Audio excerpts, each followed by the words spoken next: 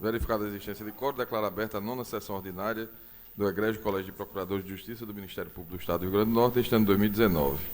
Discussão e aprovação das atas da 8ª sessão ordinária e 3ª sessão extraordinária especial do Egrégio Colégio de Procuradores. Questionando se há alguma divergência ou manifestação. Não havendo, então aprovadas à unanimidade. Autorizo o secretário especial a fazer a leitura do expediente. Encontra-se afastado por motivo de licença de saúde, o 5º Procurador de Justiça, Dr. Carlos Sérgio, justificou a ausência a 11ª Procuradora Dacir Pinheiro, ainda, e em atenção ao artigo 26 do Regimento Interno do Colégio de Procuradores de Justiça, informo que foi distribuído para a Comissão Permanente de Regimentos, Normas e Assuntos Administrativos o processo de gestão administrativa número 55861/2019 PGJ, relativo à proposta de alteração do parágrafo 5º do artigo 77 do Regimento Interno do Colégio de Procuradores de Justiça. Agradeço, Tomé. Nas comunicações da presidência, proponho voto de felicitações aos aniversariantes desse mês de setembro, que passo a nominar e as datas. Dia 4, Karine Medeiros Crispim. Dia 6, Rosana Cristina Fagundes Lima.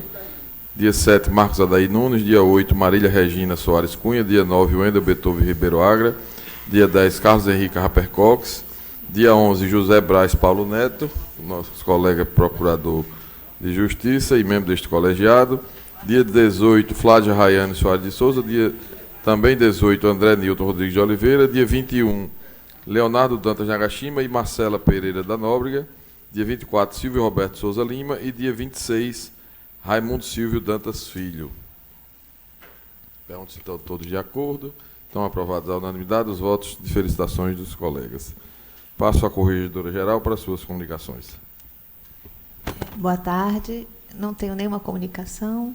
Só gostaria de colocar em assuntos institucionais uma circunstância que tem acontecido lá na Corregedoria, de alguns colegas procuradores encaminharem expediente em relação a suposto descumprimento de alguma determinação, alguma solicitação de procurador. Então, eu queria colocar em assuntos institucionais para a gente ver como fazer o procedimento. Se a gente faz o contraditório lá na Procuradoria, cada procurador faz seu contraditório e já encaminha a Corregedoria só para anotação do descumprimento, ou se o contraditório vai ser feito lá na Corregedoria para, então, a gente anotar o descumprimento. Explicarei, então, só coloco a matéria para assuntos institucionais e explicarei melhor em seguida.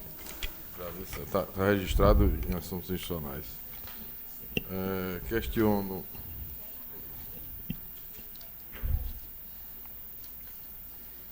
ao doutor Anis Maria, se tem comunicação. Excelência, só congratular com os colegas aniversariantes e sem mais nenhuma comunicação. Doutora Lourdes. Doutora Daci. Doutor Arli. Sem comunicação, excelência. Doutora Miriam. Doutor Herbert. Doutora Sayonara. Boa tarde a todos. Sem comunicação, excelência. Doutora Iádia. Boa tarde a todos, também sem comunicação. Doutor Braz. Eu quero apenas agradecer as mensagens amistosas recebidas de todos os colegas pela passagem do meu natalício. Doutora Rossana. Doutor Fábio Té. Doutor José Alves. Sem comunicação. Doutora Naide. Doutor Maclennon. Somente informar, Excelência, que estou terminando hoje a designação na 13ª Procuradoria e agradecendo mais uma vez pela oportunidade de colaborar e ter o aprendizado de sempre. E gostaria também de informar que no dia 10 de outubro, às 9 da manhã, faremos nossa primeira audiência pública na comarca de Macau, ficando desde já todos convidados, se quiserem acompanhar lá os nossos trabalhos e conhecer a nossa realidade de trabalho em Macau. Obrigado. Obrigado, Excelência. Nós que agradecemos a sua presença nesse colegiado. Passando para a ordem do dia, PGA número 44.096/2019, elaboração de atos estabelecendo matérias em que o Tribunal de Justiça precisará enviar os autos para o Ministério Público. Comissão Permanente de Regimento, doutora Naide, presidente. Pode relatar, Excelência. Está em mesa, excelência. Bem, aqui o objeto é bem simples. A discussão desse PGA precisa o Colégio de Procuradores elaborar um documento dizendo ao Tribunal de Justiça em quais matérias na esfera civil não deve atuar, o Ministério Público não vai atuar e, por conseguinte, eles não necessitariam remeter os autos. O objeto é simplesmente isso.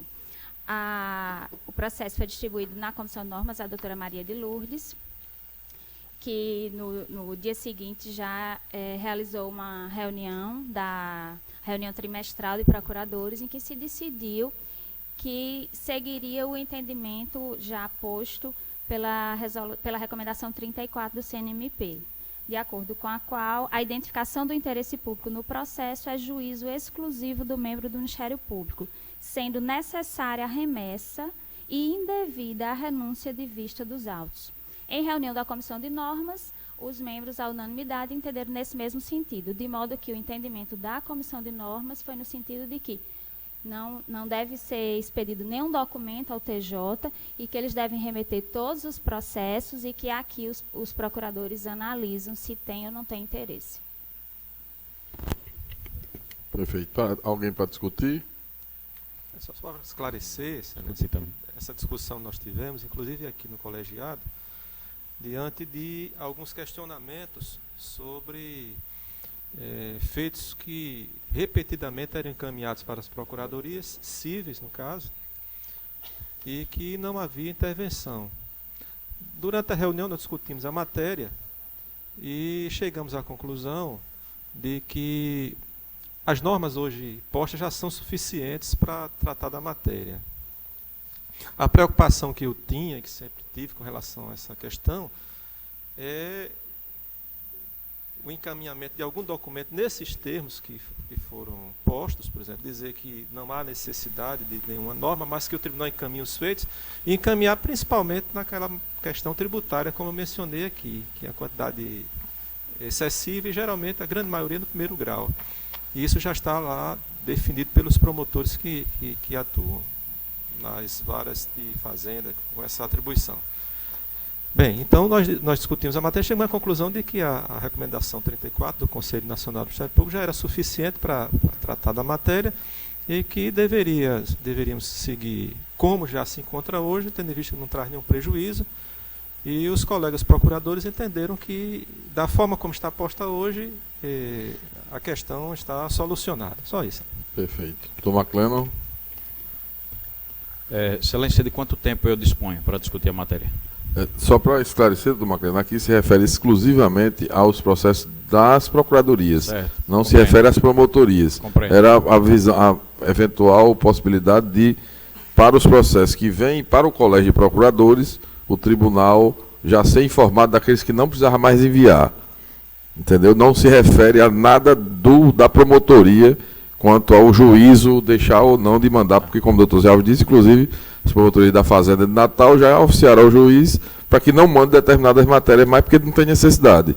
E isso outras promotorias também já fazem. Então a gente não está discutindo o mérito da questão aqui. Então somente para o colégio se deve ou não mandar. Estou antecipando que vocês podem entender. Para as procuradorias. Para as procuradorias não para o colégio cíveis. Administrativamente. Para as procuradorias cíveis. De quanto tempo eu disponho? Regimental. 3 minutos. Tá, vou tentar me limitar aos 3 minutos, então.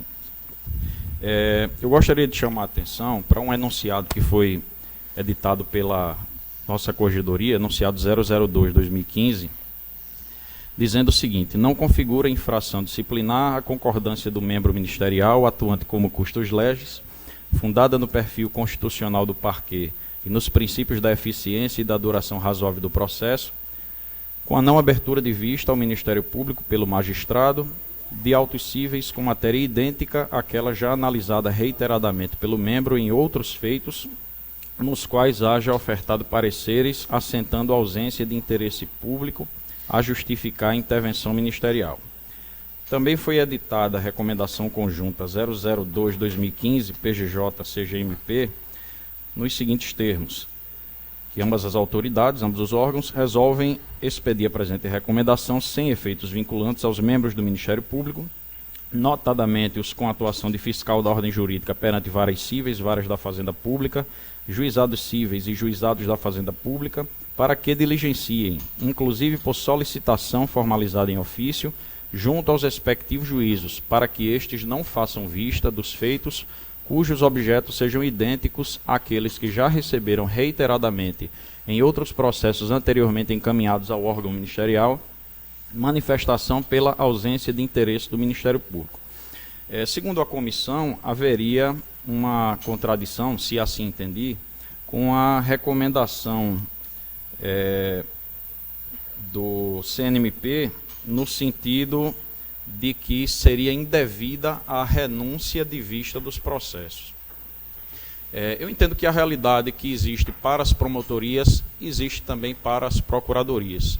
Embora seja pouco o tempo que estou substituindo, designado na verdade, para a 13ª Procuradoria, pude verificar, por ser uma procuradoria cível, que a quantidade de processos de ausência de interesse é muito grande, de modo que seria útil para o interesse público a aplicação da mesma regra. E também não existe renúncia no caso, porque a renúncia é abrir mão em definitivo do direito. O que se tem aí, como a própria recomendação da Corregedoria junto com o PGJ diz, é uma exortação ao judiciário para que não mande. Mas se o judiciário mandar, o processo será recebido e o parecer de ausência ou de presença de interesse será feito. Pode-se considerar mais como um não exercício fundamentado na própria independência funcional, né, e não uma renúncia.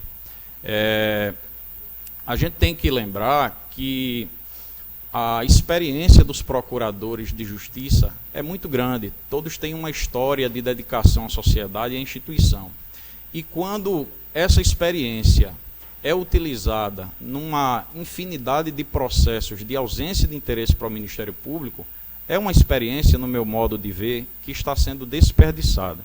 Também é um desperdício de dinheiro público, na medida em que aquele tempo dos servidores, né, do próprio procurador, toda a estrutura da PGJ que é mobilizada para trabalhar nesses processos, poderia estar sendo revertida em outras atividades de maior interesse, tanto para a instituição quanto para a população. Então eu queria somente chamar a atenção para isso, dizer que esses pequenos trechos que eu li estão no Manual de Orientação Funcional do MPRN, que foi editado pela Corregedoria, e essa é a minha posição. Obrigado. Perfeito, excelência. Doutor Arli, depois doutora Lourdinha. Eu tinha um posicionamento mais ou menos semelhante ao colega, mas eu mudei radicalmente em função dos fatos. E quanto a fato, não há argumento. O que ocorre hoje? Eu vou dar o exemplo prático para depois, né, comentar em cima. Eu recebi recentemente na minha procuradoria um processo vindo de doutora Iádia, referente à matéria de meio ambiente.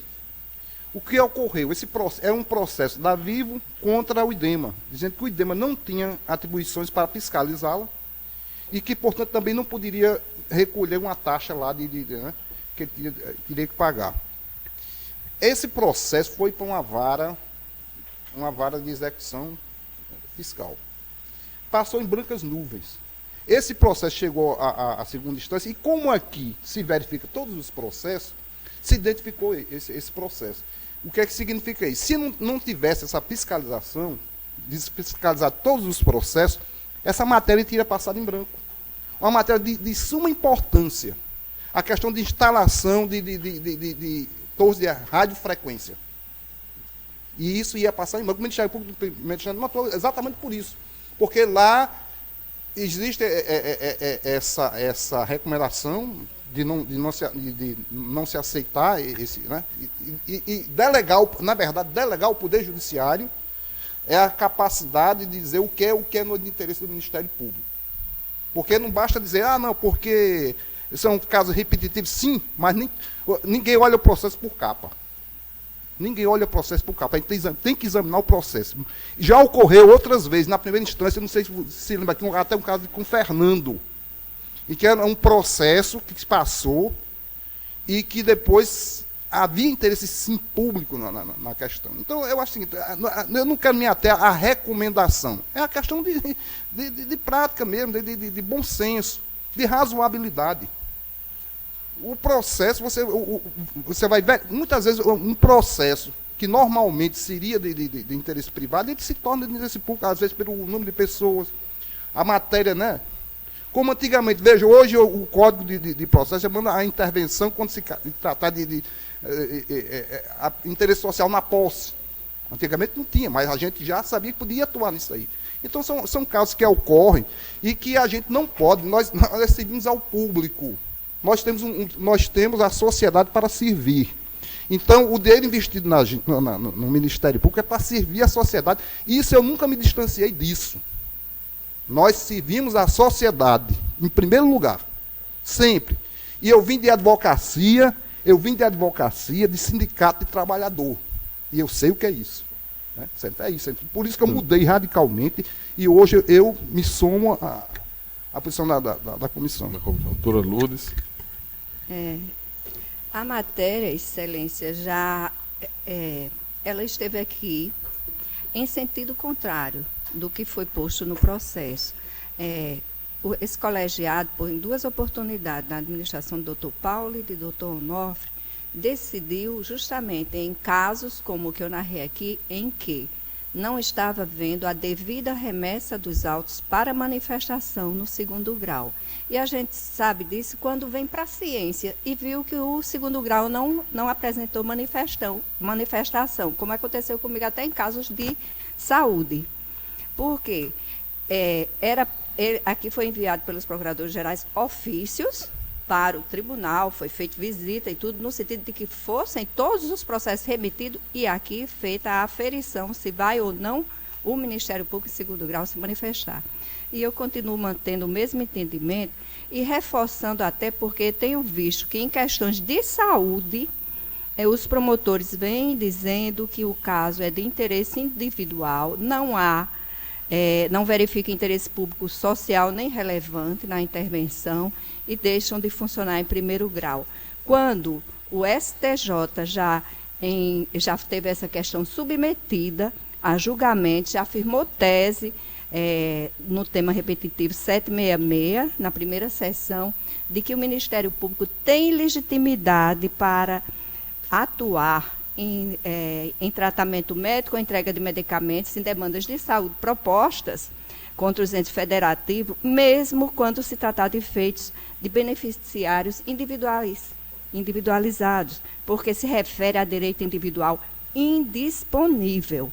Então, é uma questão que já está sedimentada nos tribunais superiores e a gente vê que em primeiro grau não tem. Então, quando a gente está aqui nessa segunda, diante da nossa experiência, nós verificamos e aferimos ao longo desse tempo onde realmente há o nosso interesse e firmamos o nosso posicionamento.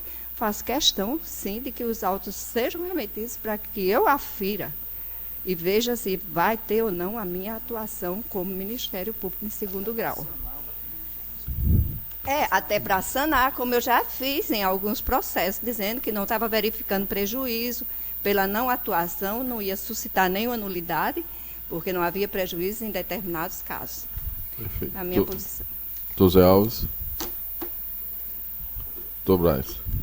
Bem, em determinado momento eu estive propenso, realmente, a concordar com a proposta dita como colega McLean, como essa exortação para que fosse dispensado na remessa, né, ao Ministério Público. Mas, uma reflexão maior e mais demorada, e até depois de ouvir, né, o relato de Arli no gabinete dele sobre esse caso, e examinando melhor a questão, é temerário realmente entregar essa aferição, vamos dizer assim, né, desse interesse público que justifique a intervenção ministerial ao próprio poder judicante ou judiciário. Que é uma prerrogativa nossa, eu creio que a gente não deve abrir mão. Até por conta que a recomendação é muito clara, isso passa pela subjetividade, naturalmente, dessa aferição. Então é temerário a gente realmente entregar, né, ao Poder Judiciário essa questão sobre a necessidade ou não da intervenção ministerial. Então eu venho me posicionando contra agora a partir dessa reflexão mais acurada e assim eu tenho me manifestado. Perfeito. Então, não havendo mais quem queira, doutor. O doutor Arli trouxe aí um caso prático, né? E eu trago outro até para a reflexão de todos, dos cíveis especialmente. Eu estou analisando um recurso que discute comissão de permanência acumulada com outros encargos contratuais, taxa de juros, questões de capitalização, matéria que muitos de nós aqui não atuamos no cível. Eu atuo na defesa do consumidor e cidadania, eu entendo que tem que atuar e respeito a posição de todo mundo, que é um direito difuso, e eu entendo que tem que atuar, mas estou respeitando, lógico, sempre o fiz. Interessante que se chegar agora, esse processo que está comigo, coincidentemente, veio para a minha procuradoria, discute tudo isso e quem está recorrendo é o Ministério Público e a outra parte, o Banco do Brasil. Os dois recorreram. O Banco do Brasil recorreu atrás do dano moral coletivo, porque conseguiu, inclusive, fazer algum acordo com o banco para não cobrar algumas, como comissão de permanência acumulado com outros encargos, por exemplo, TAC, a tarifa de cadastro, em razão de feitura de um contrato de financiamento.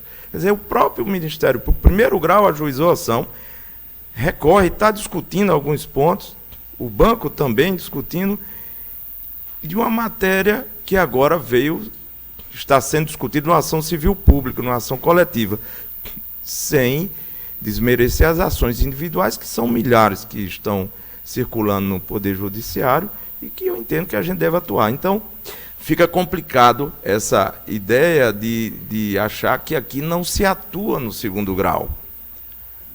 Nós temos especializações, o Ministério Público avançou demais, o Tribunal precisa avançar nesse sentido também.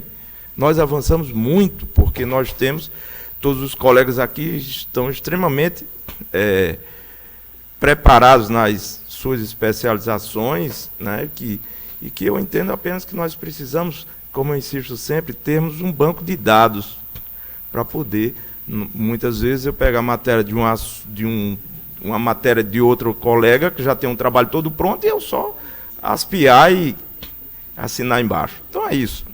Eu entendo que eu concordo plenamente com a comissão, não cabe ao tribunal fazer essa análise. Perfeito. José Alves. Para encerrar a discussão, Excelência, a recomendação 34, que é de 2016, ela traz no artigo 1º o seguinte: os órgãos do Ministério Público Brasileiro, no âmbito de sua autonomia administrativa e funcional, devem priorizar, primeiro, o planejamento das questões institucionais. Agora, vem a questão: a avaliação da relevância social nos temas e processos em que atuem, a busca da efetividade em suas ações e manifestações, e 4, a limitação da sua atuação em casos sem relevância social para direcioná-la na defesa dos interesses da sociedade. E o artigo 2º deixa muito claro que a identificação do interesse público no processo é juízo exclusivo do membro do Ministério Público, sendo necessária a remessa e indevida renúncia de vista dos autos. Quando nós discutimos a matéria, nós dissemos, bom, se nós mandarmos algum documento para o Tribunal de Justiça, nós estamos dizendo previamente que não há necessidade de mandar naqueles feitos. Então, não haveria nenhum problema com relação à autonomia e à independência funcional. Entretanto, e quero deixar claro, a atuação, no meu caso, é criminal, não tem atuação civil. Mas eu compreendo perfeitamente a preocupação dos colegas do civil com relação a essa matéria, como foi exposta agora por Arli, por doutor Arli e doutor Herbert. E outros também pensam da mesma forma. Feitos em que há uma relevância social vista pela ótica do Ministério Público, mas que o tribunal pode entender que não há. E não remete esse feito, quando na verdade deveria ter encaminhado, porque naquele caso o Ministério Público entende e entenderia que há essa relevância social.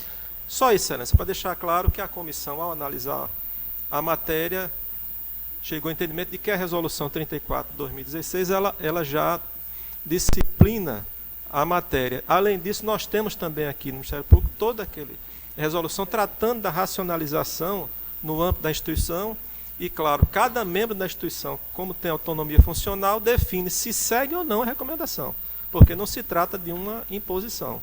A única questão que não tem como cada um avaliar é porque Os processos vêm de toda forma, né? Como é distribuído, então assim, nenhum dos colegas caso, individualmente, procuradores, poderá seguir o que você está dizendo, dizer, não, eu não quero que venha para mim. Nesse caso, os procuradores é complicado porque não Exatamente, tem. Por isso que a matéria foi trazida para o colegiado. Tá certo, né? E a comissão entendeu dessa forma. Tá certo, correto. Perfeito. Então, vamos a votos. Como vota o doutor McLennan? Bom, considerando que, de acordo com o artigo 114 do Código Civil, a renúncia se interpreta restritivamente, eu não vejo isso aqui como renúncia, então eu discordo do parecer da comissão e voto pela definição dos casos de não manifestação. Perfeito. Abrindo a divergência, doutor McLennan, como vota o doutor Anísio? Eu peço venha ao colega McLennan, mas eu vou acompanhar o trabalho da comissão, porque entendo que se nós temos essa autonomia para definir esse olhar, embora que poderia-se também avançar. Pela ordem, só por que começou com o Dr. McLennan a votação? Foi a doutora Naide que relatou. Foi, sim. Doutora Naide relatou, doutor McLennan é o primeiro a votar. Na condição de presidente. Sim, mas ela relatou. Quem relatou o processo?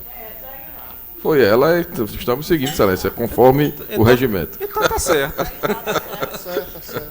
Então, só para concluir, excelência, eu entendo que pode-se avançar numa maior indagação em relação à possibilidade de se encaminhar em feitos que já sejam repetitivos, mas eu me rendo, no momento, aos argumentos expendidos pela comissão, secundado por aqueles colegas que defenderam de ter que analisar todos os processos que venham à segunda instância. Perfeito. Doutora Lourdes. Voto no mesmo sentido aqui, né? Até porque temos muitos feitos como DPVAT, que agora mesmo eu estou com lá na minha mesa, que tem um menor.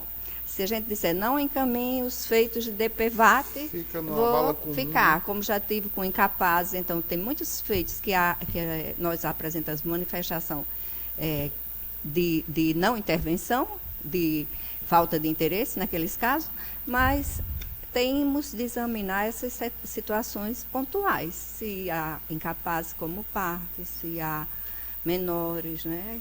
E, portanto, eu acho temerária, como usando a expressão de doutor Braz, fazermos relações, indicações ao tribunal. Doutora Darcy. Acompanha a comissão, senhor.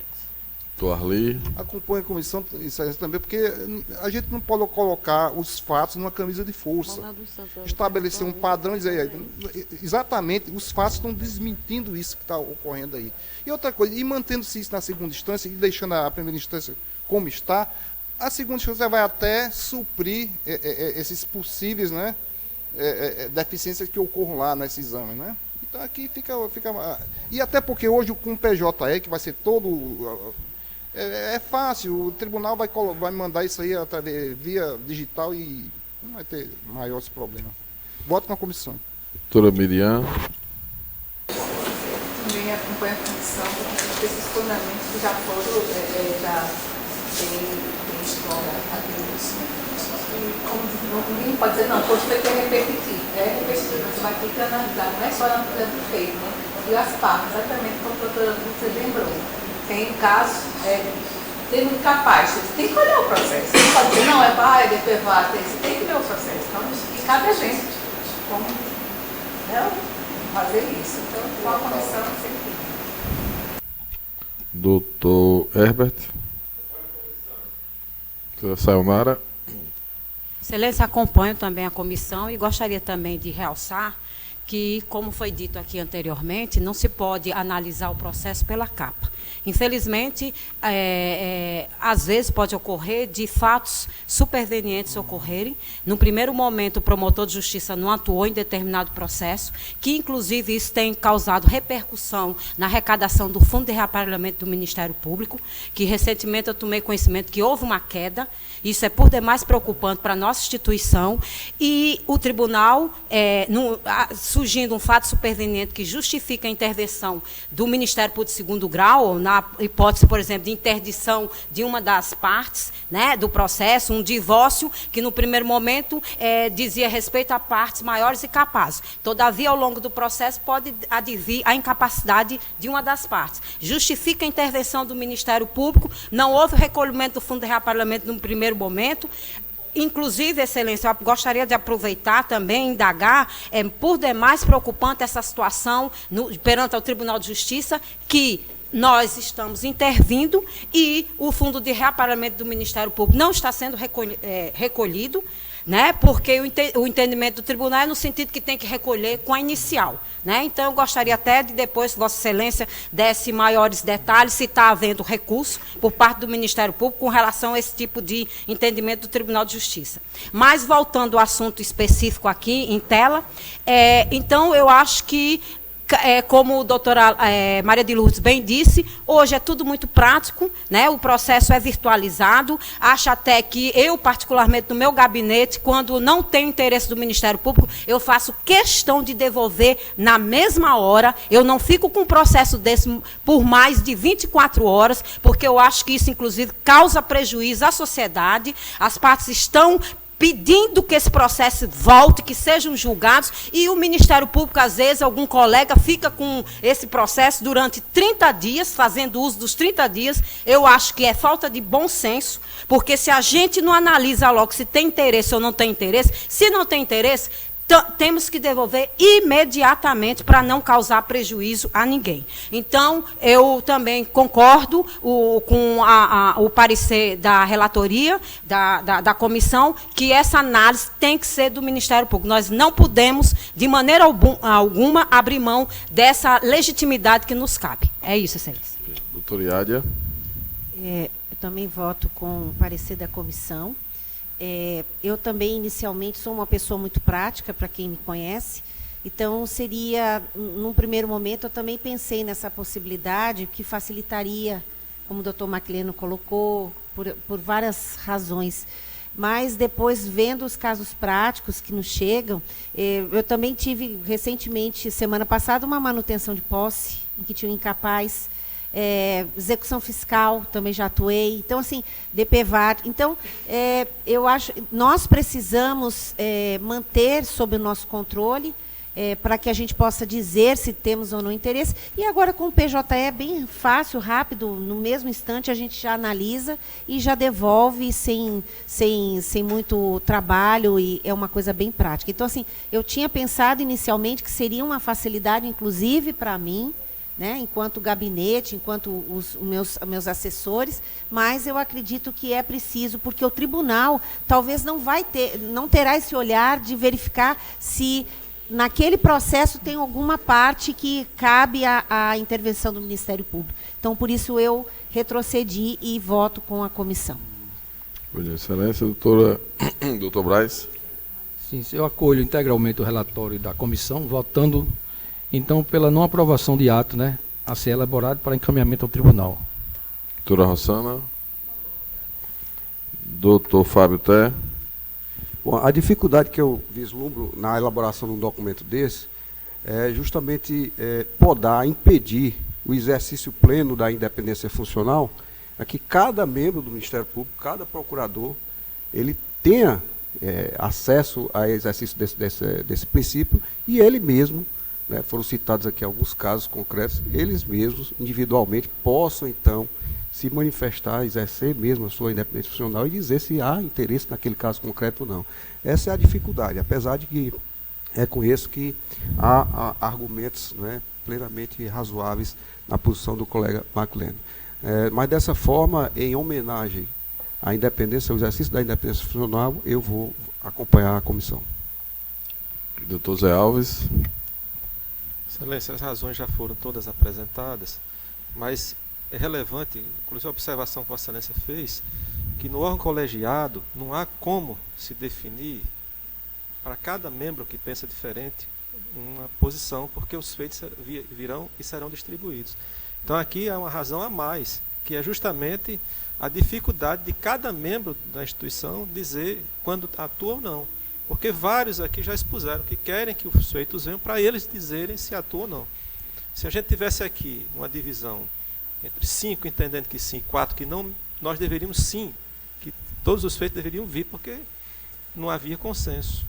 Então, a recomendação 34, como já mencionei, de 2016, do Conselho Nacional do Ministério Público, a nossa recomendação que trata da racionalização já, de forma exaustiva, trata da questão da relevância social como fundamento para a atuação do Ministério Público, e esse fato de que no órgão colegiado, a distribuição dos feitos, independente da posição de um ou de outro, não há como se conciliar com esse documento. Por essa razão, Excelência, da forma confirma a comissão, voto de acordo com a posição da comissão. Mandatório. Corregedora. Eu voto com a comissão e, enquanto procuradora civil, sempre demonstrei o meu interesse por vir em todos os processos. Aliás, quando saiu o ato normativo interno no Ministério Público, para a primeira instância, sempre me causou espécie. Se estivesse lá, eu certamente teria contestado alguma coisa. Então, na primeira instância me causa espécie, na segunda instância muito mais. Então, obviamente, eu acompanho a comissão. Perfeito. Eu acompanho a divergência inaugurada pelo Dr. Macleno, mas não vou mais fazer razões, porque já discutimos na sessão passada, em que eu mesmo provoquei, né, o debate desse tema pela comissão. Proclamo, portanto, o resultado que o colégio, por maioria, entendeu pela não elaboração de atos estabelecendo as matérias em que o tribunal viesse a enviar processo para o Ministério Público. A linha B, processo 42.495/2019, viabilidade e alteração da resolução número 008/2009, Colégio Procurador de Justiça, nos termos da resolução 181/2017, CNMP. A comissão é também de Regimento, Normas e Assuntos Administrativos, presidente Turanaide. Bem, vamos lá. Como dito, o objeto do PGA aqui é decidir se é o caso ou não de se alterar a resolução 008 de 2009 do CPJ, a fim de adequá-la à resolução 181/2017 CNMP. O que é que diz essa resolução 181 do CNMP? É exatamente a resolução que dispõe sobre a instauração e tramitação do procedimento investigatório criminal a cargo do Ministério Público. É o PIC. O que é que essa resolução trouxe de diferente? Trouxe o acordo de não persecução penal, né? Então, veio esse processo para a Comissão de Normas e fizemos 2 reuniões a respeito, discutindo o assunto, uma em 5 de agosto e outra em 2 de setembro. Na primeira reunião, a gente discutiu, a gente ficou preocupada, os membros ficaram preocupados com a possível inconstitucionalidade dessa resolução do CNMP, que, ao prever o acordo de não persecução penal, estaria violando a competência do Legislativo Federal. Então, a gente discutiu isso na primeira reunião e disse assim, vamos aprofundar os estudos para que, num outro momento, se possa, de forma mais tranquila, tomar uma posição. Na reunião do dia 2 de setembro, houve várias discussões, alguns firmes no entendimento de, se é inconstitucional a resolução CNMP, por que a gente vai replicar aqui? Outros, mas não teria efeito prático a gente não copiar o CNMP, já que as pessoas já fazem com base na resolução do CNMP. Até que um consenso surgiu, que foi o seguinte, um consenso, né, que é distribuído em alguns pontos. Primeiro, que a matéria já foi integralmente disciplinada pelo Conselho Nacional do Ministério Público através dessa resolução, tanto da resolução 181 como da 183, que faz algumas alterações à 181. E a aplicabilidade dessa resolução do CNMP é indiscutível. 2, que a ausência de regulamentação no âmbito local não causa prejuízo, pois os membros que entendem, aí cada um baseado na sua independência funcional, que tal acordo é legalmente possível, esses membros eles já dispõem desse mencionado instrumento. Eles já podem se amparar, se fundar na resolução do CNMP para isso. Então, o fato de o Colégio de Procuradores de Justiça não emitir uma norma disciplinando o assunto não prejudica quem, porventura, queira, no Ministério Público do Estado do Rio Grande do Norte, queira fazer um acordo do tipo. Terceiro, contra especificamente esse artigo 18, essa resolução 181, o ponto controvertido dela é o artigo 18, que fala justamente desse acordo de não persecução penal. Contra esse dispositivo, já foram ajuizadas 2 ações diretas de inconstitucionalidade. Uma pela OAB e a outra pela Associação de Magistrados do Brasil. Não há liminares deferidas em nenhuma delas, mas há o ajuizamento e o fundamento é, ora, feriu, não poderia o CNMP legislar sobre processo penal, porque ele está dizendo quando é que vai ter o acordo, ou seja, está dispensando, tem a questão da indisponibilidade da ação penal, enfim. Essas 2 ações foram ajuizadas, não tem liminares. Então, nesse cenário de que já existe a resolução do CNMP, de que há ações diretas de inconstitucionalidade em relação a esse dispositivo controvertido, e de que não há prejuízo se o Colégio de Procuradores não disciplinar a matéria, já que quem quer fazer entende que pode, já o faz, com base na resolução do CNMP, entendeu a comissão que o ideal é a gente não disciplinar a matéria agora, até que o Supremo decida alguma coisa a respeito. Como vota, doutor? Querem discutir? Não, eu imaginei que fosse uma questão singela, porque a gente já tinha decidido aqui outras vezes, né, que não há necessidade de disciplinamento de resolução do CNMP. Reiteradas decisões desse colegiado.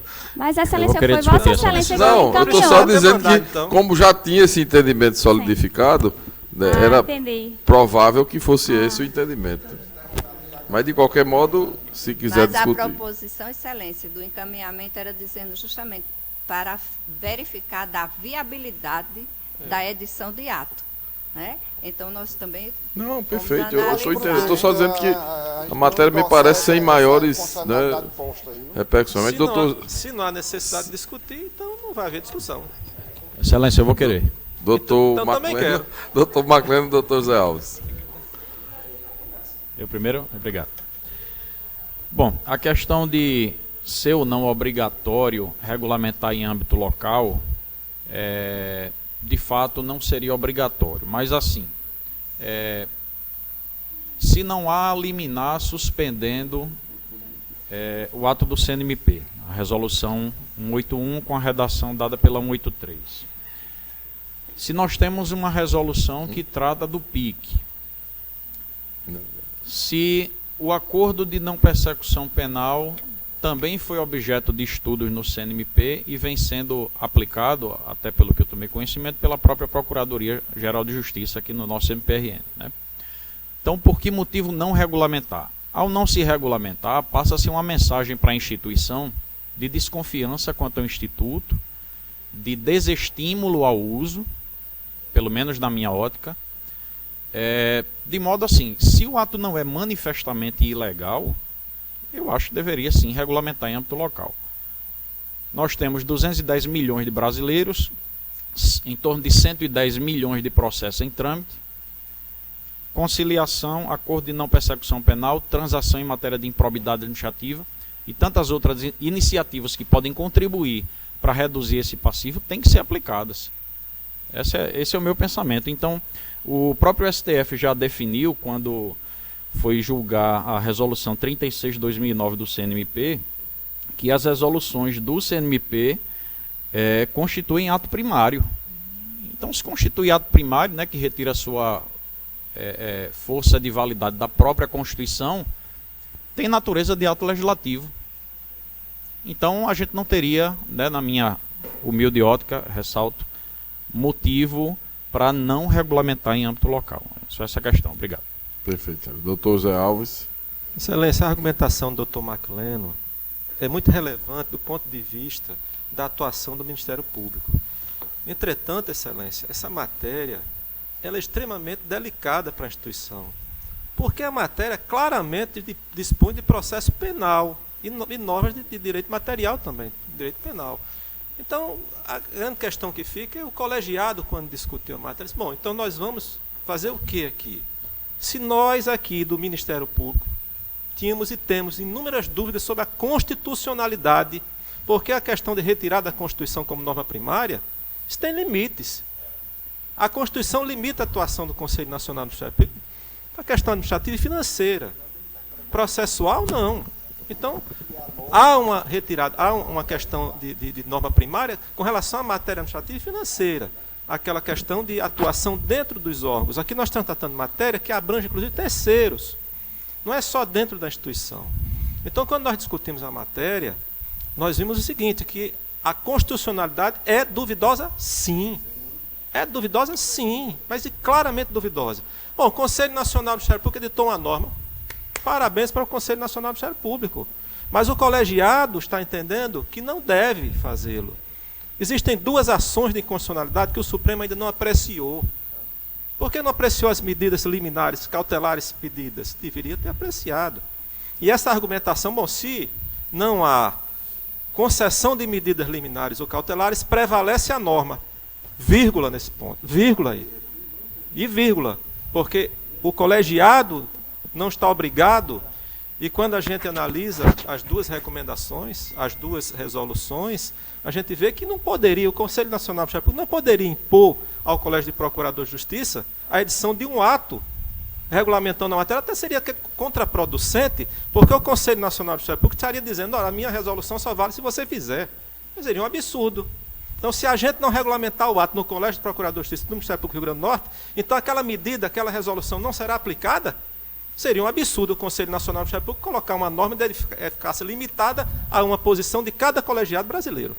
Então, quando nós discutimos, não, existem duas ações de direito de constitucionalidade, quando se analisa, quando se lê as ações, as petições iniciais, se vê que realmente há muitos fundamentos discutíveis sobre a questão da constitucionalidade, e o Conselho Nacional do Ministério Público já dispôs da matéria. Então, cada membro, dentro da sua autonomia, essa foi a posição avalie, né, da comissão, cada membro continua. O próprio Procurador-Geral de Justiça tem feito, e tem feito com base na resolução do Conselho Nacional do Ministério Público. Parabéns para ele. Agora, se um membro entender que não deve fazê-lo, por que ele tem que ser obrigado a fazer e o colegiado tem que dar chancela a isso? Não estou aqui discutindo se essa matéria vai ser declarada inconstitucional ou não, mas que há dúvidas, e dúvidas seríssimas, há. São essas as razões, excelências, que levaram a comissão a, de uma forma, não uma forma omissa, que me preocupa muito a omissão, mas de cautela em não editar um ato chancelando, porque nós todos temos dúvidas sobre a constitucionalidade, temos. E o Supremo deveria ter, pelo menos, indeferido a liminar, a medida cautelar, ou concedido. Talvez espere mais uns 3 ou 4 anos, não sei como é a pauta do Supremo em relação a essa matéria. Deveria ser urgente, mas que pode provocar uma série de complicações, nulidades, a não ser que ele faça uma modulação de ato, que ele tenha um depois que é inconstitucional. Bem, excelência, são essas as razões que levaram a nossa posição. Perfeito. Afora do Dr. Macledo, para a gente votar, teria mais alguma divergência ou questionamento? Todos os demais aprovam? Então, tendo em vista que a comissão declarou que a matéria está integralmente disciplinada pelo CNMP, na resolução 181, que esta tem aplicabilidade imediata e que a ausência de regulamentação no âmbito local não causa qualquer prejuízo, portanto até seria desnecessário, eu até retiro e adiro à decisão, ao voto da comissão também, retirando inclusive a proposta que tinha feito. Eu só queria que constasse novamente, né, porque realmente tem algumas atas que constam que as resoluções do CNMP são auto-aplicáveis. Então, para evitar, na realidade, quando a gente chegou lá à corregedoria, acho que com 15 dias chegou um ofício do CNMP questionando se havia ato regulamentador aqui no Colégio de Procuradores a respeito. E nós respondemos que as resoluções do Conselho Nacional são auto-aplicáveis. Não haveria necessidade de regulamentação. E colocamos que, fizemos até uma pesquisa e encontramos 4 colegas aqui, até então, naquela época, eram 4 colegas que, de fato, aplicavam, e os demais não aplicavam. Mas, assim, gostaria que constasse em ata, porque a gente procurou demais depois, porque essa discussão da 181... já tinha sido trazido ao colegiado e a gente já tinha colocado que era auto-aplicável. Mas procuramos nas atas, inclusive Caís passou praticamente uma tarde toda depois, já tinha passado com a doutora Miriam, com a doutora Lourdes, ainda passou uma tarde comigo procurando. Então, para evitar isso, eu gostaria que constasse bem claramente na ata, e especialmente da 181, da resolução 181, que... Na proclamação a gente pode estar inclusive assim, que o colegiado tendo em vista que considera que a resolução 181 é auto-aplicável, né? E por todos esses outros motivos... Excelência, tem só também tenho uma observação. ponderação. Eu quero fazer uma ponderação. Tem uma observação a fazer em relação a um ofício que Vossa Excelência recebeu do Corregedor Nacional. Na realidade, eu acho que não fui eu que mandei isso aqui, não. Foi por conta do ofício do corregedor. Porque eu não iria fazer isso. Tanto que eu sinceramente, eu não estava lembrando. Aí a senhora disse, mas por que você mandou? Aí eu, bom, se eu mandei, deve ter tido algum ofício. Foi o ofício, está aqui direcionado a Eu Vossa sinceramente Excelência. não sei. Mas eu ofício... considero que é auto-aplicável, eu considero que não tem necessidade. Tanto estou aplicando desde o seu nascedor. Eu estou aplicando na Procuradoria-Geral. Quando a gente analisou, me dá a impressão de que nós temos que editar um ato. Realmente dá essa impressão. Eu quero fazer Um ofício do Corregedor Nacional. Porque diz o seguinte, primeiro, letra A, se já existe disciplinamento interno, tal qual ato ou resolução do Conselho Superior Local sobre a resolução 181/2017, fazendo o encaminhamento de cópia respectiva. B, se o disciplinamento contempla os mecanismos para a aplicação do artigo 18 da resolução 181/2017 do CNMP, notadamente no que diz respeito à celebração de acordos de não persecução penal. E C, se está claro para os membros que a resolução 118/2017 tem aplicação imediata. Então vamos deixar claríssimo, como a gente está fazendo, que a resolução, claro que tem aplicação imediata. Agora, a resposta que Vossa Excelência vai dar ao conselheiro, porque esse ofício é de 13 de maio de 2019. É que foi. Vossa Excelência... Mas na época eu já tinha respondido. Eu sinceramente, eu nem sabia que a Elaine tinha mandado para a comissão. Eu não devia estar nessa sessão. Não sei o que foi que houve. O fato é que essa questão acho que está bem sedimentada na instituição. A preocupação do Corregedor Nacional é se está sendo criado algum embaraço à aplicação. Eu acho que a questão é essa, exatamente. É isso que ele quer. Porque houve ministérios públicos em que houve decisões no sentido de não cumprir a resolução. Exatamente. Então, e aí o Conselho quis saber em quais estava ocorrendo para eventualmente discutir a questão. Eu quero fazer uma ponderação a respeito do que a nossa corregedora disse. Essa questão de que toda a resolução do Conselho Nacional do Ministério Público ela é auto-aplicável, eu acho que tem que ser examinada com um grão de sal. Porque tem determinadas coisas que o colegiado não é obrigado a aceitar. Ou o promotor mesmo. Mas o que está em pauta nesse caso é só esse processo. Fica só o registro da opinião. É isso que eu quero dizer. Você acha que foi um contraponto, né? Eu gostaria também de manifestar, doutor Eudo. Eu acho que é importante ficar claro que a gente não está aqui chancelando a resolução do CNMP. A gente só reconhece que ela é auto-aplicável. Mas, nem chancelando, nem rejeitando. Nem rejeitando, porque a gente não está entrando no mérito. A DIA que vai decidir, é o Supremo que vai decidir. Exatamente, porque assim, há realmente sérias dúvidas sobre a constitucionalidade dela, mas não nos cabe aqui discutir a constitucionalidade, que inclusive já está sendo objeto lá no Supremo, Perfeito. Eu acho que está bem claro. Mas assim, só para dizer que não é só porque é auto-aplicável e a gente está chancelando. Não, a gente não está chancelando. A gente entende que é desnecessário. Na realidade, eu acho que o doutor Zé Alves foi muito feliz na colocação dele quando disse que o Conselho Nacional não precisa dos colegiados estaduais para dar aplicabilidade às suas resoluções. Então, é isso. O que a Corregedoria quis dizer, doutor Arli, é exatamente isso. Ele não precisa da chancela de nenhum Ministério Público para dar cumprimento ao que eles entendem por tornar em resolução, transformar em resolução. Isso não significa que nós estamos chancelando ou não, porque eles não precisam sequer, e não cabe a nós mesmos. E cabe a cada, só complementando, cabe a cada membro guiar sua atuação, seja em norma constitucional ou inconstitucional, dentro aí de sua autonomia, né? Mas cada um que faça essa avaliação dessa, Excelência, né, de onde vai se amparar. Se não me falha a memória, vamos seguir. Se não me falha a memória, este Conselho Superior decidiu fez menção a essa questão da aplicabilidade das resoluções do CNMP quando estava discutindo aquela questão da conversão do inquérito civil em procedimento administrativo. Acho que foi mais de uma vez. Mais de uma vez. Eu me lembro. A memória nesse caso não me lembro assim, de cada um exatamente, mas eu sei que. Bom, então o proclamado já foi, né? O resultado. Vamos seguir para o PGA 55.861/2019. Proposta de alteração do parágrafo 5º do artigo 77 do Regimento Interno do Colégio de Procuradores de Justiça. Presidente também, doutora Nádia, Comissão de Assuntos referentes às Procuradorias e Promotorias. Eu delego ao doutor José Alves o relatório. Peraí, porque eu agora fiquei confuso aqui. Doutora Nádia, tá? Comissão Permanente de Regimento, Normas e Assuntos, presidente, doutora Nádia. A Comissão de Assuntos referentes às Procuradorias e Promotorias. Está errado aqui. A presidente da comissão... O presidente da Comissão de Assuntos referentes às Procuradorias e Promotorias. Quem é?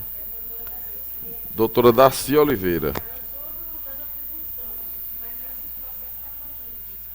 Esse número, a linha C, aqui eu tenho que estar na Comissão de Assuntos referentes às Procuradorias. Não é isso, não? Não, excelência. Não, né? Então ela está realmente da de normas, né?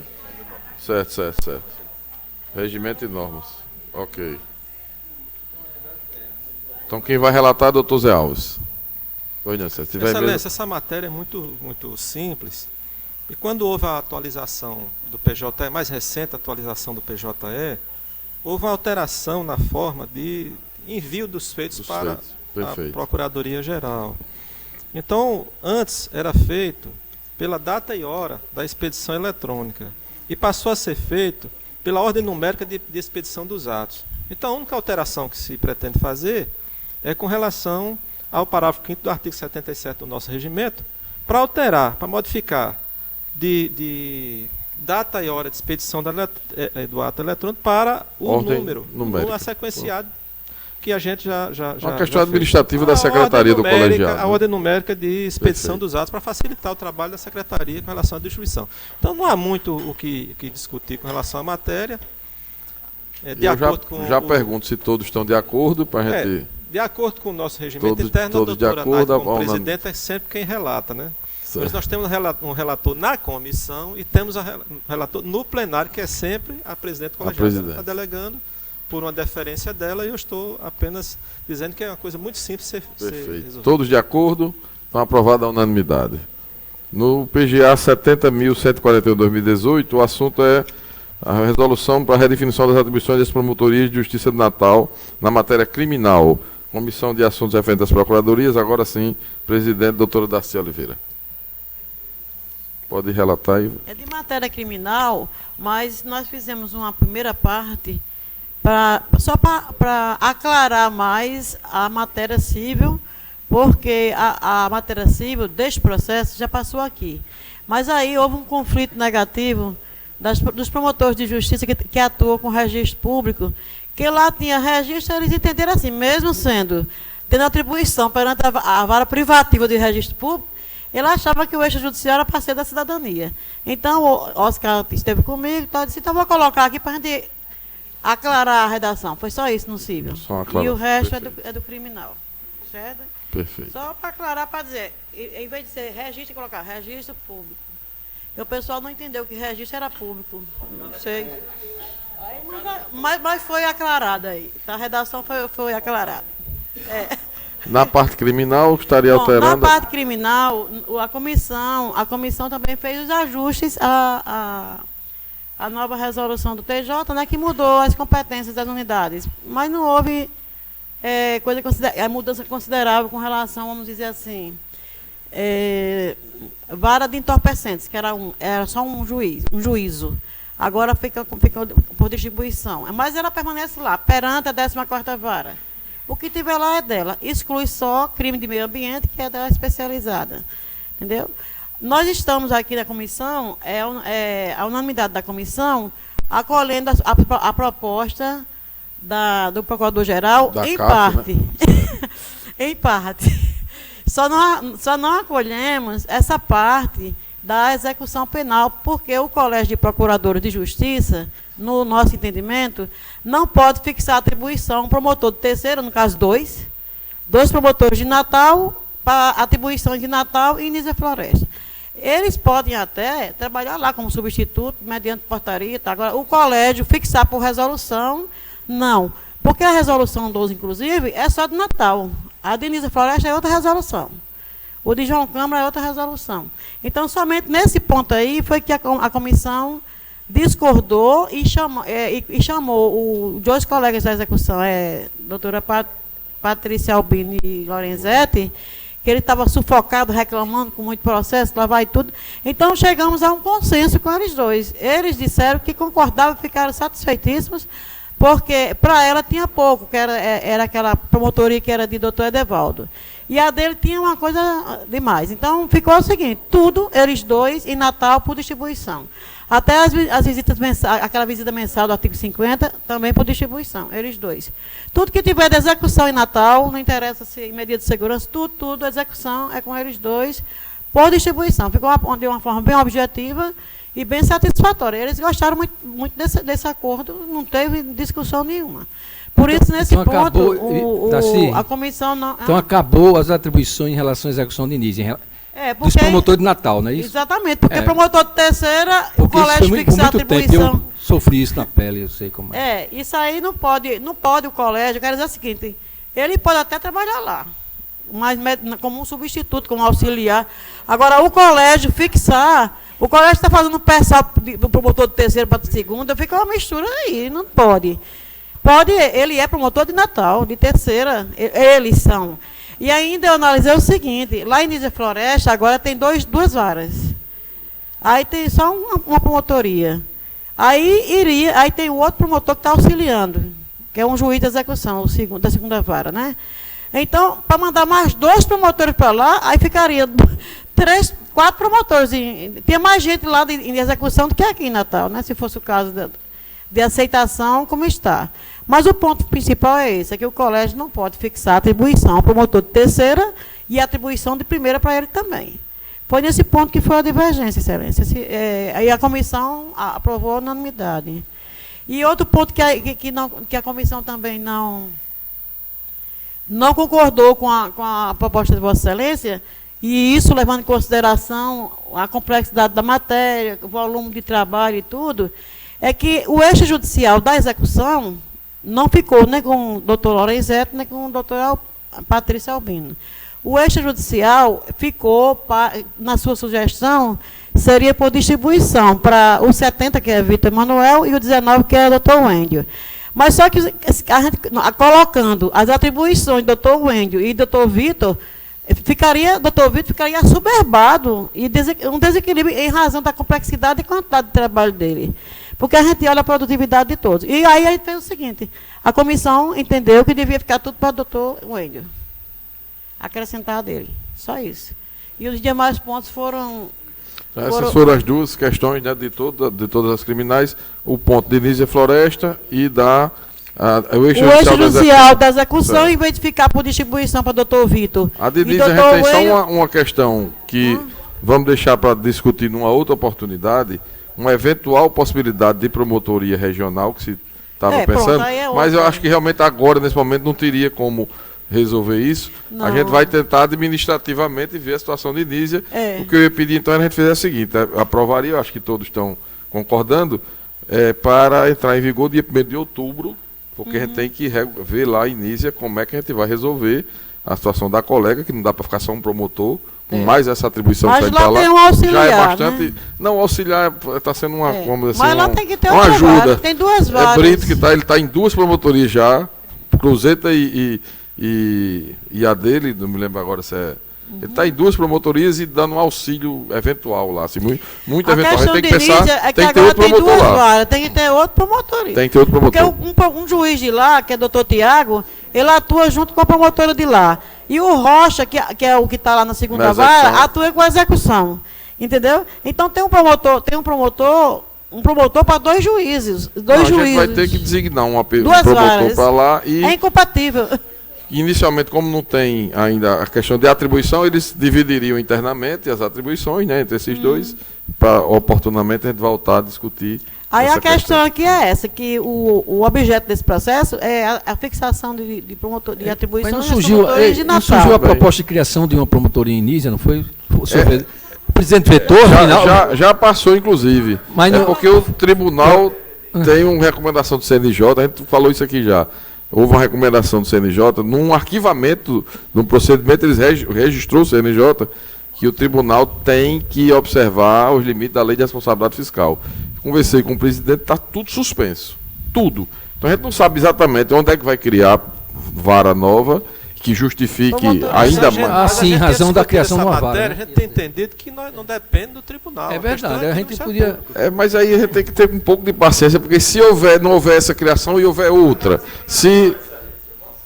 É isso que eu digo.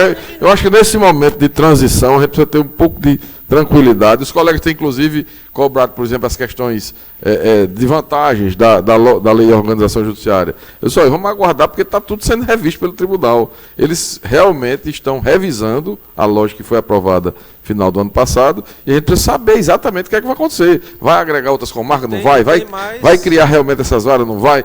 Para a gente também não ser depois, toma a decisão agora, cria... Colocou, aí vai o tribunal no outro dia, muda para outro canto. E você fica numa... O próximo relatório de gestão fiscal também a gente tem que observar. Tem que observar tudo, a gente tem que... Eu acho que esse momento é momento de tranquilidade, de resolver as questões administrativamente e as questões legislativas que são definitivas deixar para... Então... O ex-presidente de Ceará-Mirim, fora do processo, assim, essa ideia aí da promotoria regional...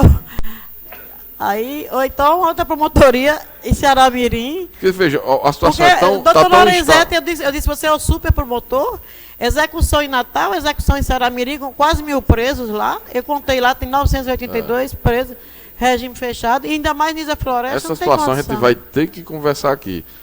É uma coisa que precisa ser Agora, nesse caso aqui, revisitada. as atribuições deles dois... eles são promotores de Natal. Então, é em Natal que o colégio fixa as atribuições dele. E aí foi feito um acordo, ficou muito importante, porque uma tinha 600 processos, outra tem 10 mil, aí para ver os Mas balanços. só para lembrar que a decisão de Nísia ser dos promotores da execução foi do colégio, né? Mas foi é na justamente resolução isso, passada. porque a época, Então, doutor Braz... Não foi o que mandei, não. Não, justamente estamos fazendo a correção, porque isso foi no tempo do doutor Braz, era de lá. Certo. E como o Henrique Baltazar era aqui e lá, ele concordou, à época, não foi isso? Ele concordou, no seu tempo que você Vossa Excelência era promotor da execução, concordou. Por isso que tem esse é um erro na resolução 12. Que a gente já vem há muito tempo, que eu já vim batendo na boca porque aqui. eram duas, doutor Braz, ou só uma? Não, Promotoria ele da era daqui de execução. Natal e lá. Não, acumulava as atribuições da execução penal de lá. Era. Sim. Só uma Porque minha. ele concordou Era só um e ficou promotor. naquela Era. de... Realmente, eu ia lá fazer audiências de justificação. Veja como esse colegiado, por isso que é importante assim, hoje resolver essa questão. Inclusive o e a juiz gente reclamava muito de Nísia. É. Porque eles, como é que pode um promotor em Natal, entendeu? Tendo atuação aqui em Nísia, era uma complicação, os processos vinham de lá. E o outro Reclamavam muito isso. Nessa logística era natural, complicada. Né? O de lá, né? Perfeito. Não, Então, e a situação aqui, objetivamente, está insustentável, né? Da promotoria de agora está execução bem penal. organizada essa parte aí. Com esta porque, mudança aqui, ficaria o estabilizado. extrajudicial fica com o doutor Wendel, inclusive ele concordou lá no comitê, mas aí a proposta proposta de Vossa Excelência de dividir com Não, o se o outro, promotor concordou, aí então está resolvido. Não ficou equânime, não Pronto. ficava equânime, entendeu? Ok. E aí, pronto, tá tudo ok. Bom. Agora, Nísia é outro processo, outro objeto. Questiono se todos estão de acordo. Me parece que a questão é unânime, né? Está tranquila. Então, aprovada a unanimidade a proposta de alteração das atribuições das promotorias criminais de Natal, conforme relatório da comissão. Excelência, só uma observação, por favor, que agora lembrei. Em relação à 23ª, doutora Darcília Oliveira, por favor. Ficou claro, Vossa Excelência falou em relação à 23ª, são 4, né? 23ª, 31ª, 43ª e 63ª. São as 4 que atuam no registro público. Que é aquela matéria extrajudicial, não é isso? Agora, ficou claro lá a atuação, ficou clara a atuação extrajudicial para elas?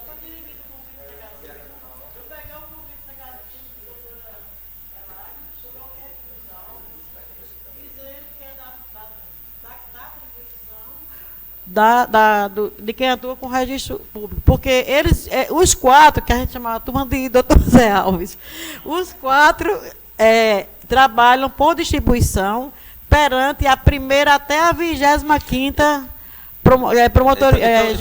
várias cíveis de Natal, né? Eu estou vendo aqui a redação, ficou assim, por distribuição, vírgula, extrajudicialmente, é isso? É o extrajudicial só. Em regularização de registros públicos, fiscalização de cartórios. Então foi isso aqui, resolveu aqui. Porque aí eu coloquei, aí no caso a sugestão foi essa que está na minuta, regularização de registro público. Por quê? Eu vou contar a história em 1 minuto. Morreu um morador de rua e não tinha documento nenhum. Aí, doutora Daniela, que é da cidadania, fez a parte dela. Como cidadania, requereu ao juiz uma decisão para enterrar, que não ia deixar o morador de rua, porque não tinha documento, deixar sem enterrar. Depois que enterrou, ela pegou tudo, porque tem que ter o óbito fora de prazo, né? Isso tudo ia por causa do óbito fora de prazo. Eu já tinha feito bem uns 50, porque a menina entrou com conflito, a outra entrou com reconsideração, e lá vai. Então, foi para lá o conflito, que ela disse que não era com ela, era com a cidadania. A cidadania disse que não era com ela. Aí o doutor Oscar foi lá no meu gabinete e eu disse, não tem dúvida, eu não tenho dúvida de que é com o pessoal de registro público. O extrajudicial é o judicial e o extrajudicial. Mas ela disse que tinha assim, de registro, mas não tinha que era público, então vamos botar que é público, porque é privado que não é, né? A dúvida do doutor Zé, o senhor foi só para aclarar isso. Se fica só para um ou fica para os quatro, é isso? É sempre para os quatro. É tudo, é distribuição. É só para deixar claro que extrajudicialmente, a questão da atuação é por distribuição. Porque essa atuação ela é extrajudicial. É por distribuição. Aí ficou claro aqui com relação, extrajudicialmente em regularização de registro público. É isso aqui, a redação é essa. Perfeito. É extrajudicial. Não é isso? Por distribuição, é tudo. Ali aqueles quatro, é tudo por distribuição. Tudo por distribuição. Ok. Mas então, o objetivo de que é esse? Eu perfeito. não sei, não. Vamos adiante então, já verbal. proclamado. Em assuntos institucionais, eu passo ao doutor Braz o primeiro assunto, que é a respeito da prorrogação do prazo de vigência da comissão temporária da automatização dos relatórios das procuradorias. Exatamente, Zé. É para a É só para prorrogar o prazo? Né? Exato. Que exauriu-se, né, agora dia 13 de setembro, né? Porque era a partir de 13 de junho, né, passou a vigorar, né, o último prazo. Então, por 60 dias, né, está exaurido. Então é para a prorrogação do prazo dessa comissão, né, que trata da automatização, né, dos relatórios emitidos pelas procuradorias de justiça.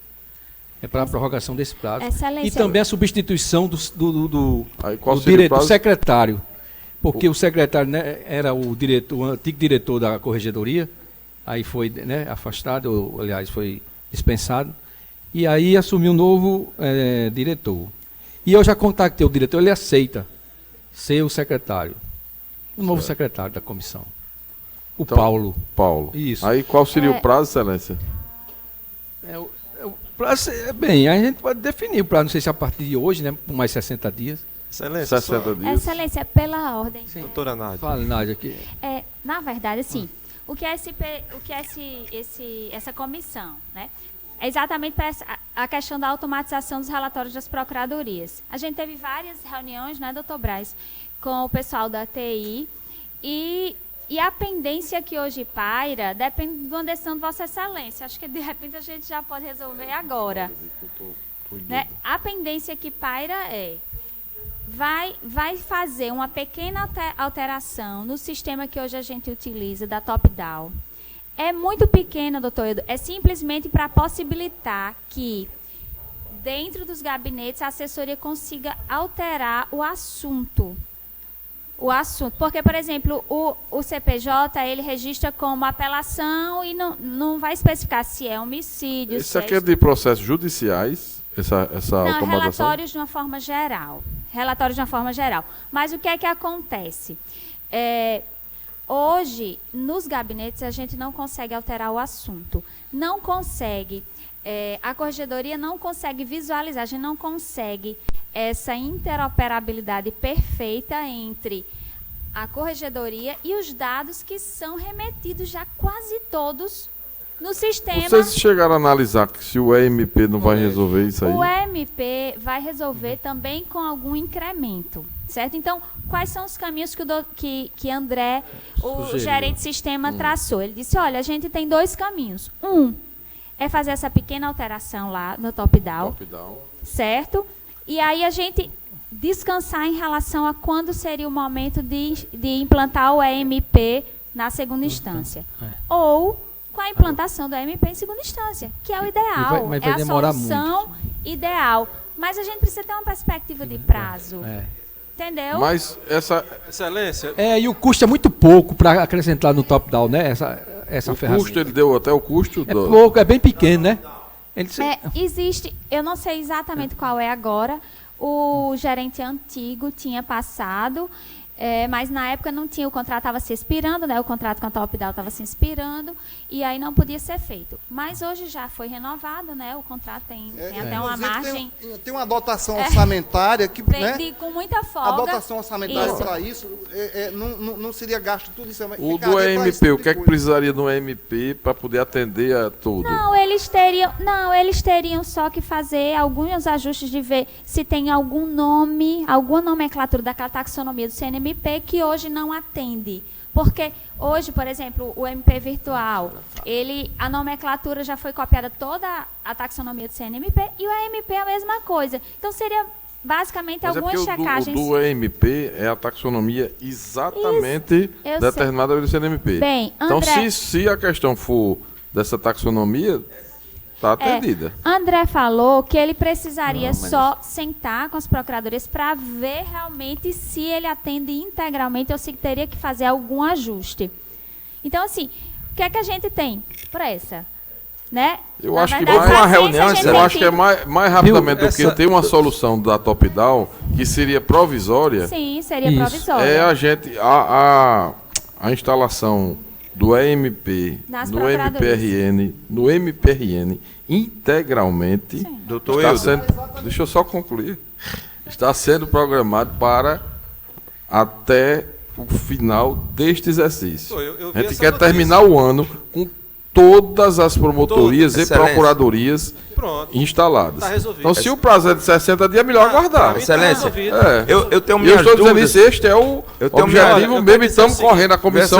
A turma está se desdobrando para poder... Em relação a essa matéria, eu, inclusive, faço parte ainda pro forma da comissão, mas quando a gente começou a discussão, eu vi que isso aqui não ia para frente. Eu disse, olha, para eu ficar em comissão, que não vai ter um fim, não chega a uma solução, eu prefiro não participar. Então, eu vejo o seguinte, que vai ser uma solução definitiva. Eu concordo com Vossa Excelência. Eu acho que é muito melhor aguardar. A gente não vai conseguir que esse compromisso a comissão, é? Excelência. Não, pode deixar a comissão suspensa até verificar. Eu proponho a extinção da comissão, que a gente está perdendo tempo com isso aqui. Excelência, eu gostaria Então façamos o seguinte, para não extinguir a comissão, rapidinho. Uma sugestão. Doutor Braz, prorrogaríamos o prazo da comissão até o último dia deste exercício. Pronto. Em vez de 60 dias, vai dar 90, 100 dias. Exato. Até o dia 19, né? 19 de dezembro, o último.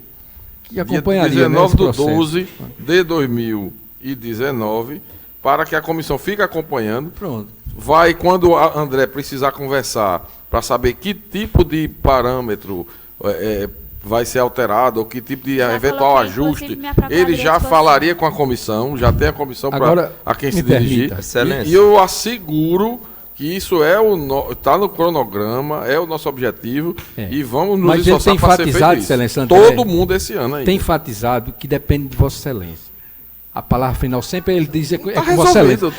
Você diz aqui, mas a ele parece que não diz. Não, aí ele fica... Tenha calma, porque o pessoal até que não quer se comprometer. Só o procurador-geral pode resolver isso. Aí você vai dizer, rapaz, você disse uma coisa, não foi... Eu acho que a questão ele tem dito assim, não querendo, né? Não, fique tranquilo. Houve uma reunião... Houve uma reunião da turma do EMP, que poucos dos procuradores compareceram a essa reunião, e lá eu percebi que ainda está muito rudimentar. Com relação ao segundo grau, eles não tinham nem noção para onde ia. Eles estão todos focados nas promotorias de justiça, então eu fiquei triste. Eu digo, vai demorar. Chegar no segundo grau vai demorar. Mas como Vossa Excelência tem um comando... E está aqui afirmando de concluir esse ano. Vamos prorrogar até o último dia de exercício. Que ele designe alguém de lá, dos que estão desenvolvendo, já para procurar a comissão, um dos técnicos, um dos analistas lá da DTI, que fique essa pessoa, vou conversar com o André, responsável para ver que tipo de adequação tem que ser feita para o segundo grau. Nós indicamos, doutora Naide, que não há nenhum objetivo de discriminar o segundo grau. Vamos fazer. O objetivo é fazer para todo mundo.